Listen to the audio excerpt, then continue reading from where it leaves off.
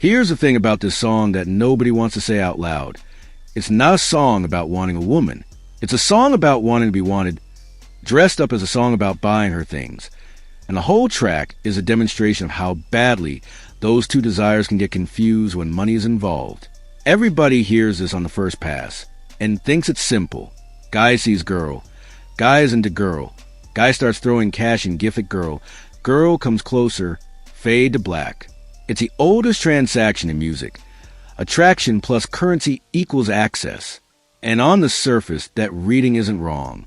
There's a stage, there's a spotlight, there's cash literally being tossed, there's jewelry being name-dropped like a shopping list. There's a chorus that's just one word repeated until it stops being a word and starts being a pulse. It sounds like a flex record. It sounds like a song you'd hear at 1 a.m. in a club with the bass turn up so high, the lyrics barely matter. And that's exactly the trap. Because if you only listen to it as a flex record, you miss that the whole song is actually an anxious, almost paranoid question that never gets answered. Listen to how it opens. Before there's a single dollar mentioned, before there's a single brand name, the very first thing out of his mouth is a question about loyalty. Who is she really performing for? Is it him specifically as a person, or is it whoever happens to be sitting in that seat with enough money to make her look their way? That's not a confident opening. That's an opening built entirely on doubt. A truly confident man doesn't open his song by asking who you're really writing for. He assumes it. He states it. The fact that this song starts with a question mark and not a statement is the first crack in the simple flex record reading, and it's a crack that runs under literally everything that comes after it. Now watch what he does with that doubt. He doesn't sit in it. He doesn't examine it. He immediately buries it under logistics. How long did she think about it before she called in? Like he's tracking her decision-making. Like her time matters to him as data, as proof. As something he can point to later and say, see, she thought about me. That's not romantic curiosity. That's surveillance dressed up as flattery. He wants to know the exact number of hours she spent considering him, because the number itself is supposed to be evidence. Not that she wants him, that she chose him deliberately against other options, and he needs that deliberateness spelled out because he doesn't actually trust it. Then, and this is important, right after asking these two anxious questions, he flips into declarative certainty. He knew her body couldn't resist. He's got her falling. That whiplash, question, sudden confidence, is the entire emotional architecture of the song in miniature. He doesn't earn the certainty. He just asserts it right after admitting he doesn't have it. That's a classic psychological move. When you can't tolerate uncertainty, you don't resolve it, you override it with a louder claim. The song is doing that from line 1. It's not bragging from a place of security. It's bragging from a place of doubt, using volume to drown out the doubt. And then, this is the detail almost nobody clocks. He compares the women in the room to flowers in a garden. On paper, that's a compliment. Flowers are beautiful. A garden is lush, abundant, cultivated. But think about what a garden actually is. A garden isn't wild. A garden is controlled beauty. Someone planted it. Someone waters it. Someone decides what grows and what gets pulled. Calling the room a garden isn't just admiring the women in it. It's quietly asserting ownership over the environment they're arranged in. He's not just observing beauty. He's positioning himself as the one who curates it. That's the first of several moments in this song, where a line that sounds sweet on its face is actually a line about control. And once you notice the pattern, you can't unsee it in the rest of the song. So now we hit the hook. And this is where the simple flex song reading and the this is actually about control and doubt reading collide hardest. On the surface, money getting thrown, dividends piling up, him giving in to spending more. Straightforward materialism. But listen to the actual verb. He keeps circling back to giving in, not giving. Giving in, that's not the language of generosity. Giving in is the language of surrender, of losing a fight you were trying to hold your ground on. He repeats it like a stutter, like he's catching himself mid-relapse. Giving in, giving, giving in, and that repetition doesn't sound triumphant if you actually listen to the cadence. It sounds compulsive.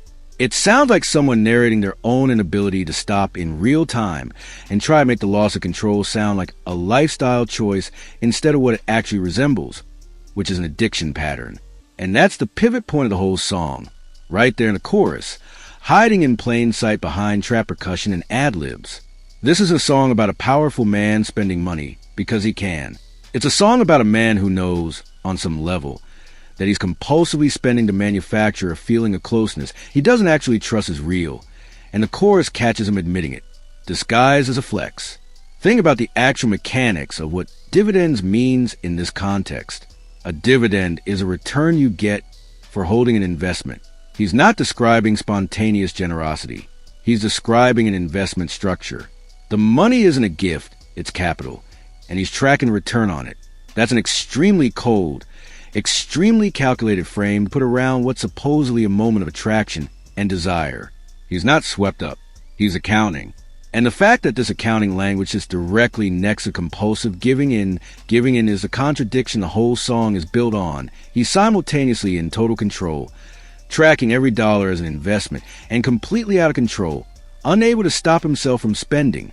Those two things do not usually coexist in a psychologically healthy way. When they do coexist, what you're usually looking at is someone using the appearance of control, spreadsheets, dividends, calculated purchases, to manage a compulsion he can't actually regulate. The financial language isn't confidence. It's a coping mechanism for a lack of it. Now the second verse drops, and this is where the identity of that girl gets interesting, because it's genuinely ambiguous. And I don't think that ambiguity is an accident. Who's that girl? Is that a question about a specific woman in the room he's never seen before? Or is it a rhetorical question about the abstract category woman he's chasing across his whole life? The recurring type, the pattern he keeps buying into. Both readings work. And when a lyric supports two readings that don't cancel each other out, but actually reinforce each other, that's usually the writer telling on himself. Because if that girl is both a specific person and a stand-in for every woman he's ever tried to buy closeness from, then the verse isn't about one transaction. It's a snapshot of a pattern he repeats. See girl. Feel doubt. Override doubt with purchase. Repeat. And look at what he buys. Diamonds, watches, purses, a specific luxury watch brand, a car with privacy curtains. Every single item on that list has one thing in common. They're all objects designed to be seen. Diamonds catch light on purpose. Watches worth flexing are worn on the outside of the wrist, not hidden. A car brand that famous doesn't need curtains to be identified. The curtains aren't for privacy in the sense of secrecy. They're privacy as a luxury signal, a way of saying this level of privacy is a commodity I can afford to buy you. Every gift in this verse is a status object, not an intimacy object. He's not giving her things that create closeness between the two of them privately. He's giving her things that broadcast his spending power to everyone else. Even the line about putting on something that makes other people nervous, that's not about her feeling desired. That's about other men in the room feeling threatened. The entire gift list in this verse is aimed outward at an audience, not inward at her. That's the tell. If this were actually about closeness with her specifically, the gifts would be private. Instead, they're all public-facing, competitive, designed to be witnessed by other men and to make those men feel small. The romance in this song has an audience, and the audience is arguably more important to him than she is. Then he says, let's fly somewhere with no service. And on first listen, that sounds like the one genuinely romantic line in the whole song. Finally, an actual desire for privacy, isolation. Just the two of them, no interruptions. But hold that line up against everything before it. He's just spent an entire verse buying things specifically because they're visible to other people, specifically because they generate an audience reaction. And now suddenly he wants to disappear, somewhere no one can reach them. That's not romantic escape. That's a control move. No service doesn't just mean no interruptions. It means no other offers reaching her, no other man's message getting through, no outside information contaminating the environment he's built. He spent the whole verse building a stage for other people to watch, and now he wants to remove her from everyone else's reach entirely. Those two impulses, performing for an audience and then isolating her from the rest of the world, aren't contradictory once you see them as two tools serving the same goal: total control over how she perceives her options, public flex to make himself look unbeatable, private isolation to make sure she never gets to compare him against an alternative. It's the same instinct wearing two different outfits. And then the pre-chorus turns into just one word, over and over, Closer.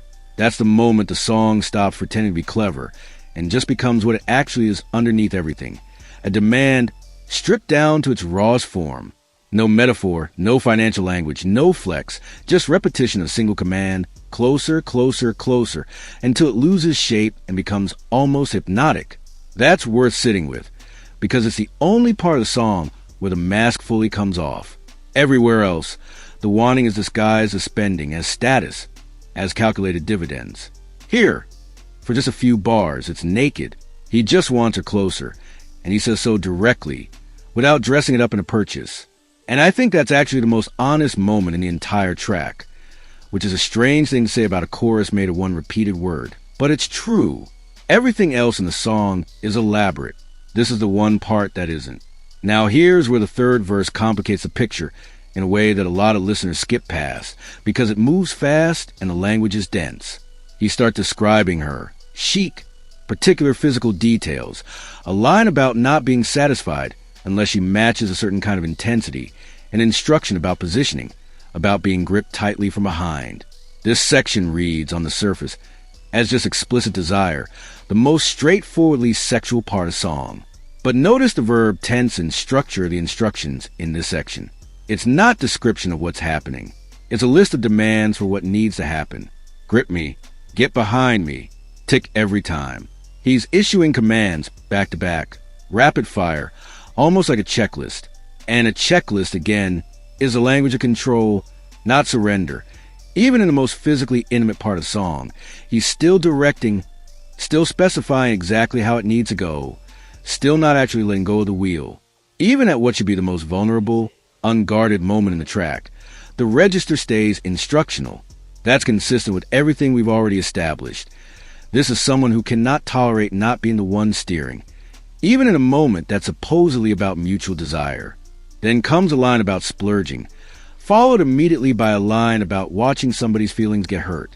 And this is maybe the single most revealing juxtaposition in the entire song, because it's the first time he acknowledges, even obliquely, that there's collateral damage happening here. Somebody's feelings are getting hurt. He doesn't say whose. He doesn't say his own. It's left deliberately vague. But the fact that it shows up directly after a line about spending big suggests a connection. The splurging isn't just about her. It might be about competition. It might be about outspending someone else in the room, someone who is also trying to get her attention. And this line is a brief acknowledgement that somewhere in this economy of attention and money, someone is losing. He doesn't dwell on it. He moves past it in the space of one bar. But its presence at all tells you the song knows, on some level, that what it's describing isn't a clean, victimless flirtation. It's a competitive marketplace, and marketplaces produce losers as well as winners. And this line is the one crack where the song admits that, and right after that comes a line that, out of context, sounds like pure arrogance, a declaration that other people simply aren't operating on his level, that they can't compete with him, stated almost as a vow. But listen to where it's placed. It comes directly after the acknowledgement of hurt feelings. Structurally, that's not a random flex. That's reassurance. That's him needing to say it, right after admitting there's damage happening around him, as if to convince himself that he, personally, is exempt from the same vulnerability he just described in someone else. It's the same doubt then overwrite pattern from the very first verse, just repeated in a different costume, admits something uncomfortable, then immediately bury it under a declaration of invincibility. By the third verse, that pattern isn't incidental anymore. It's clearly the actual structure the whole song runs on. Doubt, then overcorrection, every single time. So let's step back and ask the obvious counterpoint, because a good read of the song has to survive it. Isn't this all just how flex tracks work? Isn't finding deep psychological anxiety in a song about spending money on a woman in a club just reading way too much into a genre that's supposed to be fun, supposed to be surface level, supposed to just feel good over a beat? That's a fair challenge, and it deserves a real answer rather than getting waved off. Because yes, plenty of songs in this exact genre really are just celebrations, uncomplicated, meant to be felt in the body rather than picked apart line by line. Not every trap song about money and women is secretly a confession. Some of them really are just what they look like. But the test isn't whether a song contains money and desire. It's whether the internal details work against a purely celebratory reading, and this one does repeatedly in ways that are too specific to be incidental. A pure Flex song doesn't open with a direct question about who she's really loyal to. A pure Flex song doesn't use giving in as its central hook phrase when giving alone would have scanned just as well and sounded far more triumphant. The writer chose a version that implies loss of control. A pure Flex song doesn't slip in an unprompted line about somebody's feelings getting hurt, immediately followed by a defensive assertion of invincibility. Those aren't things you'd expect if the goal were pure, uncomplicated celebration. Those are the kinds of details that show up when a song is being emotionally honest almost by accident, underneath a beat that's telling you to just vibe and not look too closely. The genre convention explains the surface. It doesn't explain these specific word choices, which keep leaking doubt through cracks the beat is trying to paper over. And this is where it's worth widening the lens, because this pattern, using conspicuous spending as a substitute for emotional certainty, isn't unique to this song or even to this artist. It shows up constantly across the wider catalog of songs in this genre, and honestly across real human behavior generally, not just in music. Watch how often, across countless songs like this one, the line between I want you and I want to prove something by having you gets blurred. Watch how often gift-giving in these songs is described in terms of brand names and price tags rather than in terms of what the gift means to the person receiving it. That's not a coincidence of genre convention. It's a genuine, recognizable psychological pattern that shows up whenever someone doesn't trust that they're wanted for who they are, so they try to make themselves wanted for what they can provide instead. It's easier to know the exact dollar amount you spent than to know whether someone actually chooses you freely. Money is measurable. Trust isn't. So when trust feels shaky, people who have access to money will often reach for money, because at least money gives you a number, a receipt, some hard evidence you can point to instead of just having to sit in the discomfort of not knowing. This song is a 3.5-minute demonstration of exactly that substitution, happening in real time, verse by verse, hook by hook. And it's worth saying, this pattern isn't gendered to the song specifically, and it isn't unique to the specific kind of relationship depicted here either.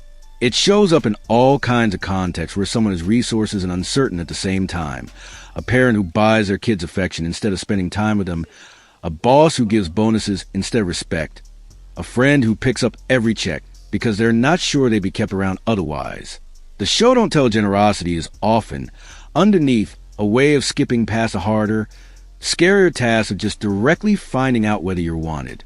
This song happens to dress that pattern up in diamonds and Maybachs and strip club imagery, but the psychological engine under the hood is completely ordinary and completely human. That's actually what makes the song effective, whether or not the writer did it on purpose. It's tapping into something real, something a huge number of people recognize on some level, even if they've never named it, and that recognition, even subconscious, is a big part of why a song like this hits as hard as it does on a physical, visceral level, even before you've consciously clocked any of the language doing the work underneath. So bring it all the way back to that opening question, the one the whole song starts with and never actually answers. Who is she really there for, him or the money? By the end of the track, we still don't have an answer, and I don't think the song wants us to have one, because the not knowing is the entire engine driving every verse. Every dollar thrown, every brand name dropped, every command issued in the most intimate verse, every repetition of that single word in the chorus, all of it is an attempt to manufacture certainty in a situation that is, by its very design, built on uncertainty. A room where attention is being purchased will never fully answer the question of whether the attention is real, and some part of him knows that, which is exactly why he keeps needing to ask, keeps needing to spend more, keeps needing to repeat the word closer, like if he just says it enough times the distance will actually close. That's the real subject of this song. Not a flex, not a celebration. A loop, desire, doubt, overspend, repeat, dressed up in enough jewelry and bass that you can dance to it, without ever noticing you're listening to someone try to buy his way out of a question he's too afraid to actually ask out loud. Who you're writing for. He never finds out. That's the point.